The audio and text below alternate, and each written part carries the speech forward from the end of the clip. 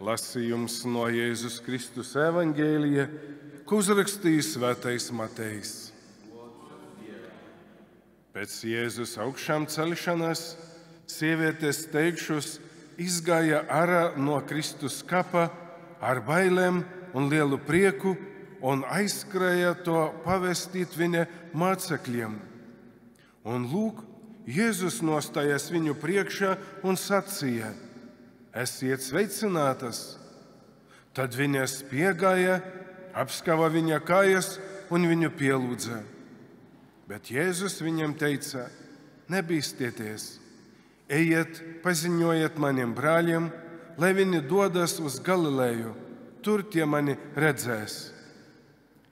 Kad viņas bija aizgājušas, lūk, daži no sargiem devas uz pilsētu un pastāstīja augstajiem priesteriem visu, kas bija noticis. Un tie sapulcējās kopā ar vecākajiem un apspriedušies, iedeva kareiviem daudz naudas, teikdami: Sakiet, viņa mācekļi naktī atnāca un, kamēr mēs gulējam, viņu nozaga. Bet, ja to dabūs dzirdēt pārvaldnieks, mēs parunāsim ar viņu un pasargāsim jūs no nepatikšanām. Un viņi, paņēmuši naudu, izdarīja tā, kā bija pamācīti, un tā šīs valodas izplatījās starp jūdiem līdz pat šai dienai. Tie ir svēto rakstu vārdi.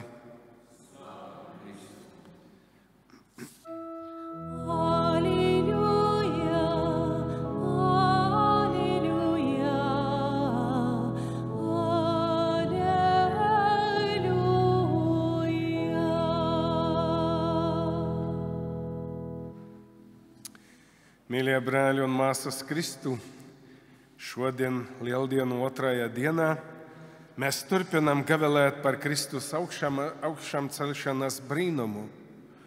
Mūsu uzmanību šodien īpaši piesaista Mateja evangēlija fragments, kurā lasām par sievietēm, kuras pirmās satika augšām ceļušos Jēzu.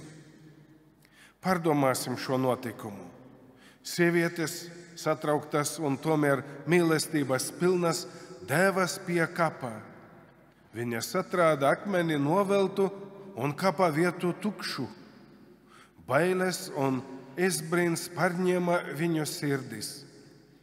Taču tieši šajā brīdī viņa sastapa augšām ceļušos kungu. Jēzus viņu sveicina ar vārdiem: Esiet sveicinātas!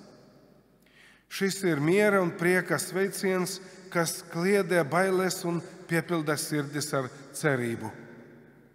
Sievietes, satikušas savu kungu, ne tikai pielūdza viņu, bet arī saņēma konkrētu uzdevumu: Ejiet un pasakiet maniem brāļiem, lai viņi iet uz Galileju, un tur viņi mani redzēs.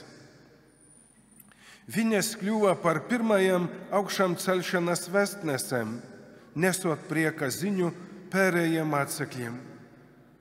Šis notikums mums atklāja vairākas svarīgas patiesības.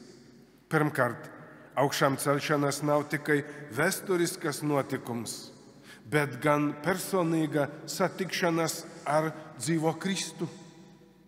Tāpat kā sieviete sastapa Jēzu ceļā, arī mēs katrs esam aicināti satikt viņu savā dzīvē, lūgšanā, svētajos rakstos, Euharistijā un kalpošanā citam. Otrkārt, augšām celšanās atbrīvo mūs no bailēm. Bailes bieži vien mūs paralizē un neļauj mums pilnībā pieņemt Dieva doto prieku un mieru. Jēzus vārdi nebīstieties ir aicinājums uzticēties Dievam un neļauties bailēm pārņemt mūsu sirdis. Treškārt, tāpat kā sievietes, arī mēs esam aicināti kļūt par augšām celšanās vēstnešiem.